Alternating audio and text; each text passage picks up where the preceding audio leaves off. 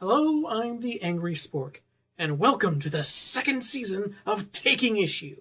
Other internet critics tend to have entire theme months, mostly about holidays or, in other cases, a theme related to what it is they review. Given the format of my show, I haven't got that kind of scheduling down. But what about upping the ante? Instead of a theme month, how about a theme year?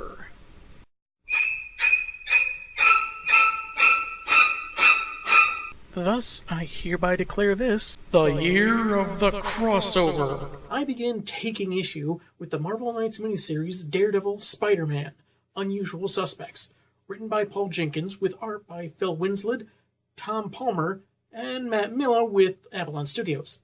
A brewing conflict in Manhattan's underworld draws the man without fear with the webhead without luck. Let's open up issue number 1 and see if this comic makes us want to turn the page or turn our heads.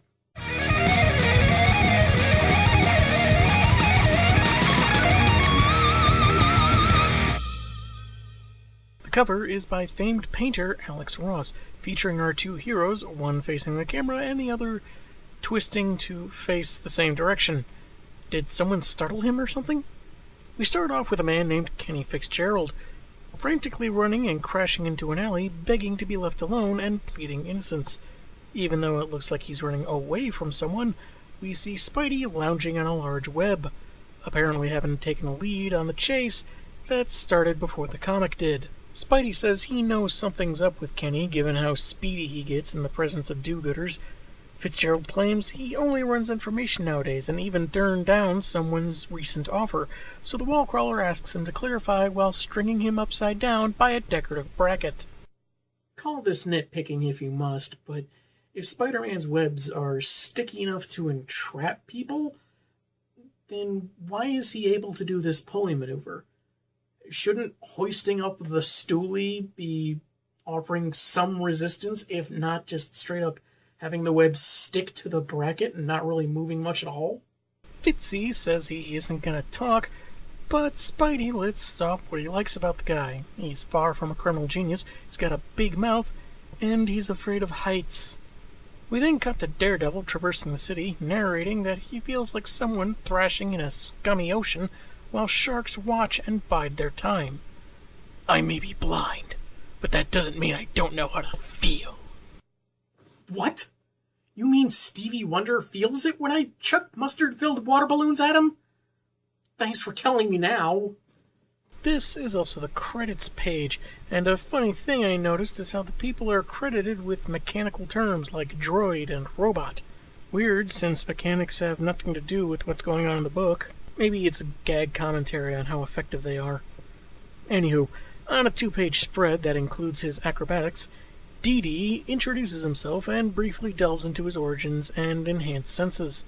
He then exposits on recent criminal events, a deal at the docks that ended with 12 dead mobsters, and a third party making off with merchandise belonging to a certain Mr. Wilson Fisk. An illegal casino gets attacked, which sat below a restaurant frequented by a certain Mr. Wilson Fisk. Okay, weird to say it again, but moving on. And then closes saying a pricey but uninsured warehouse went all explodey, having the same MO. You know, at this point, I think you can just say it was owned by Fisk. It doesn't seem like you're achieving the kind of whimsy you seem to be going for in the dialogue here. It just feels weird. He arrives at home, unmasks, and heads downstairs so distracted by the strange events that he almost misses the various signs telling him he's not alone. But he already knows who it is and is totally casual about the maskless wall crawler underneath his stairs. After opening with a lawyer joke, Spidey figures Dee knows about the incidents at the docks, someone taking half a ton of drugs and the money to pay for it, leaving many to assume the mystery man didn't know they belonged to a certain criminal VIP. Seriously, what is with this running bit? Just say Kingpin. Get to the point. Maybe it's supposed to have some subtle, deeper meaning or something, but it just comes off as redundant, and needlessly so. Anyway, Peter suggests that whoever took the drugs and the money knew exactly who they were stealing from. The aforementioned warehouse that was torched seemed legit, except for something that was left out of the police reports. However, Spider-Man knows that. It's owned by Manhattan Merchandising Incorporated, which is owned by the Kingpin. Murdock is in disbelief that someone would be bonkers enough to go after the city's premier crime boss, and Pete elaborates how he questioned Kenny about the warehouse, who was too scared to reveal the new muscle in town. Fitzgerald did mention who tried recruiting him, however, a man Matt is defending named Jack Daniel Abbott. Hey, Abbott! Masking back up, Spidey asks his friend to pay the guy a visit, find out who's paying his legal bills, while the web-slinger will do more digging to find out who's either stupid or scary enough to pick a fight with Fisk. He swings off, though Matt asks him to wait, but I guess it wasn't very important since he just stands there, facing outside in his costume without a mask. I know he's got enhanced senses, but he's not going to be able to detect if someone on a roof across the street or someone with a telescope happens to look in his direction. Just because he's blind doesn't mean he can't feel. Very, very stupid. In an undisclosed location, Stilt-Man, whose shadow we saw earlier in the comic, is working on his gear, grousing about doing nickel and dime work when he'd gladly kill Fisk himself with the right opportunity. One of the two others with him, Gladiator, reminds his small friend that Fisk is still top dog, though in a much more regal manner, and they need to wait for the right time. After Stilt threatens his life for being called small, a fourth figure approaches, saying they can't take the city if they're fighting each other. Possessing a peculiar vocal tic, he applauds their evil ways, noting the cloaked figure's Copperhead, and refers to them as his children. That can't feel very complimentary. The Mystery Man claims they're all kindred spirits with how civilization has treated them, and they shall be rewarded for what they've endured. For this city is a shimmering prize of insanity, an asylum of untold riches, and soon, very soon, it will belong to the inmates. Inmates running the asylum, is it? Well, it was at least composed in a unique fashion, so I won't knock you for the cliche. But as far as inmates actually running the asylum, I'm afraid DC Comics kind of beat you to it since 2011. Matt Murdock meets with his aforementioned client, Abbott, whom he's known on and off for years, noting that if it weren't for a couple of bad breaks, he could have been a law-abiding, successful member of society, even a lawyer. However, in this one case, Matt notes that Jack is innocent. He reminds his client that the terms of his parole forbids him from associating with known criminals, and brings up the rumor Jack has been recruiting for some new organization. The prisoner warns that this alleged group is in it for keeps, and they have eyes everywhere, maybe even having guards on their payroll. While tapping on the table, Abbott continues that even friends can't be trusted, and answering questions could be fatal. Murdock can detect that he's trying to use subterfuge, send a message without the nearby guards knowing, in particular with the 7 taps. When asked to give up his new boss, Jack says being a snitch isn't his modus operandi, and he's a regular Latter-day Saint like Marie Osmond. You're working for Nutrisystem! I knew they were up to no good. Matt begins gathering his things, saying he hasn't got much to work with in order to help, but Jack replies that it depends on how you look at it, pardoning the expression. Matt leaves, stating plainly the man never said a word. The next several pages have the same format. 12 panels that cover 3/4 of a page, and one larger panel at the bottom. Feels a tad crowded, I must say. Anyway, the panels jump between Copperhead, Stilt-Man, and Gladiator infiltrating Wilson Fisk's building, taking some personnel out. We also see a helicopter, and Fisk himself in a meeting, angry about recent losses, reminding those in attendance that he's blind. Apparently, in Daredevil Volume 2, number 15, Kingpin lost his sight to the character Echo. He probably shouldn't have killed her father and then blamed Daredevil for it, because she found out and then, yeah, I said. But hey, crime bosses, what are you gonna do? He does eventually get his sight back, like 31 issues later anyway. Weird thing, this comic is dated January 2001, while the aforementioned Daredevil issue was dated April 2001. So, did they write Kingpin blind before he was blinded? If so, it is the kind of screw-up that can happen in comics from time to time. As the guard warns Fisk they may have a problem, Gladiator takes out the generator, Copperhead detonates a bomb in the emergency stairs, and Stilt-Man destroys the elevator. This all culminates in an attack helicopter that fires a pair of missiles, while Kingpin is waiting for people to elaborate on what's going on. The issue closes on a splash page of an enormous explosion at the top of the tower. Next, the Sting. Meaning the cleaning service bill. People died. So we get a pretty exciting start to an intriguing story. Someone wants Kingpin on the slab, they've gathered a small group of villains to carry it out, and their paths are bound to merge with the titular heroes. The art is pretty good, no real complaints there, but I did feel like Jack Abbott's message was almost specially intended for Daredevil, not your average lawyer. The Alex Ross cover makes it look like these two are passing each other in traffic. Stay in your lane! What lane? You heard me! We begin with 16 panels showing a hospital besieged by journalists, reporting on the explosion that someone tries to pass off as a gas leak, and brushes off the notion of a gunship in the vicinity. When asked what he'd say to those presuming he died in the devastating blast, a bedridden Wilson Fisk replies, "Get used to disappointments." I know I am. Any chance those guys in the chopper could pay a visit to DC Comics? Credits get whimsical yet again, using singular verbs for their respective duties. Then it gets to then EIC Joe Quesada, who basks in the glory. Then sells the glory to the devil and doesn't have to explain it. Because stupid. A reporter named Joe Watson asks if the attack is linked to Fisk's criminal connections, but in his rather regal manner, Wilson explains that despite the slander he's endured, he has no such ties to organized crime. He's a simple businessman who happens to own a stake in the paper Watson works for.